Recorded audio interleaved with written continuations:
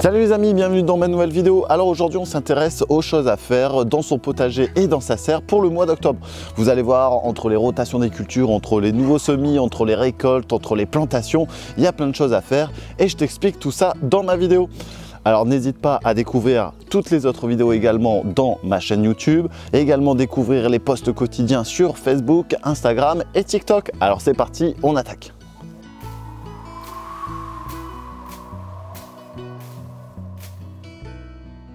Alors bienvenue dans ma nouvelle vidéo. Aujourd'hui donc on s'intéresse au mois d'octobre dans le potager et dans la serre forcément.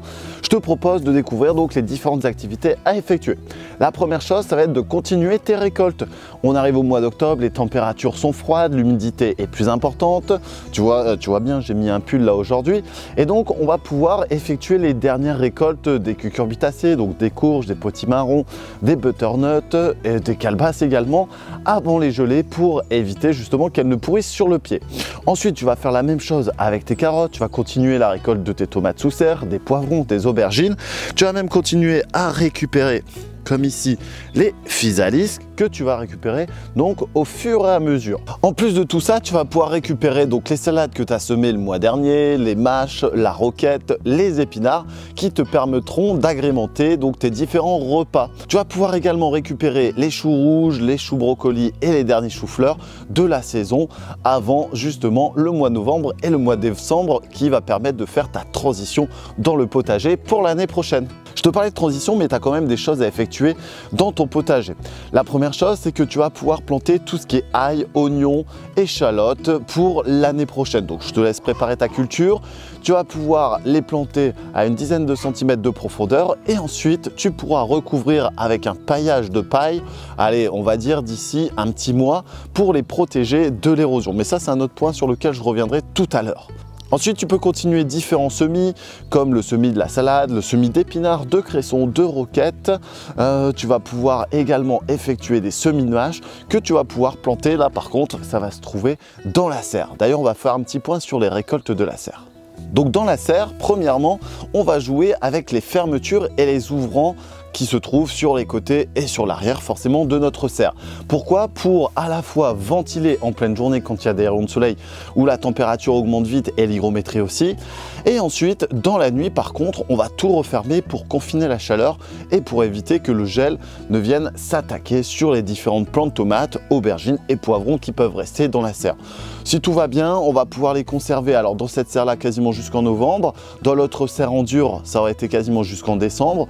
Aujourd'hui et cette année, ça a été une transition pour voir un petit peu l'évolution. Bref, quoi qu'il en soit, il y a des entretiens à effectuer.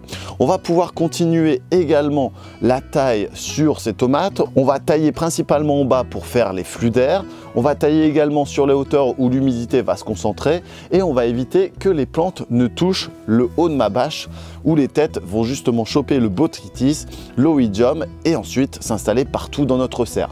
Si vous avez des plants infestés comme celui-ci ou alors comme d'autres dans ma serre, vous allez commencer à les supprimer, vous les donner aux poules et après vous pouvez commencer les cultures basses comme la salade, épinards, le cresson, la roquette et plein d'autres encore en dessous de vos pieds de tomates. Alors une fois que vous avez fait ça, vous allez pouvoir entreprendre le nettoyage de vos massifs, de vos carrés potagers et de préparer et d'apporter de l'amendement organique sur toutes vos cultures. Donc je vais apporter du fumier, je vais apporter du compost qui va permettre de réenrichir la terre, qui va me permettre également d'améliorer la texture et la structure de mon sol. Donc ça, c'est des choses importantes à faire si possible en hiver. Comme ça, le sol a le temps de se reposer et en même temps la matière de se dégrader correctement à même au sol. Vous allez voir, vous allez avoir bon nombre de vers de terre et d'autres organismes qui vont s'installer au niveau de votre sol. Je vous conseille au-dessus de tout ça de mettre une couche de paille qui permettra encore une fois de protéger de l'érosion et conservera un petit peu la chaleur au niveau de mon sol. Alors je te le disais tout à l'heure, on va protéger donc les plantes. Alors dans la serre c'est assez simple parce qu'on a juste l'ouvrant à fermer ou à ouvrir sur la journée, mais étant donné que le mois d'octobre généralement c'est synonyme avec l'apparition des gelées, on va devoir protéger l'intégralité des cultures. À l'intérieur ça va être simple, donc c'est l'ouverture et la fermeture de la porte et des ouvrants. Par contre en extérieur tu vas pouvoir protéger tes végétaux soit en mettant un compost frais qui est en train de se dégrader à proximité, ou alors tout simplement de pailler, ça c'est une autre solution, ou tu vas pouvoir, si tu as des jeunes végétaux ou des jeunes arbustes fraîchement plantés, côté, tu vas pouvoir les protéger en mettant un film d'hivernage. Pas d'inquiétude non plus, les végétaux sont suffisamment résistants si tu as mis des espèces assez endémiques. Par contre, attention si tu as des espèces un petit peu sensibles avec les premières gelées, je pense notamment aux citronniers, aux orangers, aux cannes à sucre, aux bananiers, enfin bref, tous ces essences un petit peu exotiques qui ont besoin d'être protégées. D'autres choses importantes, pendant ce mois d'octobre, tu vas pouvoir vérifier donc tes arbustes, l'état sanitaire, à savoir les maladies et les parasites. On va surveiller notamment à l'intérieur de ma serre les maladies telles que l'oïdium, le botrytis ou alors le mildiou. À l'extérieur, ça va être les mêmes maladies, sauf on va rajouter le chancre pour les différents fruitiers. Concernant les parasites, alors généralement cette période c'est un mois critique où les chenilles, les alérodes, les pucerons, les tétradiques, les charançons commencent justement à terminer leur cycle et donc généralement sont assez voraces et vont commencer justement à se cacher pour attendre l'année prochaine. Je te conseille également de faire un tri et de faire un point sur toutes tes variétés, les variétés sensibles, les variétés moins sensibles. Je t'avais expliqué ça au mois de septembre, mais c'est valable pour le mois d'octobre, le mois de novembre et décembre pour justement faire un point et évaluer les meilleures variétés de ton carré potager ou de ton potager.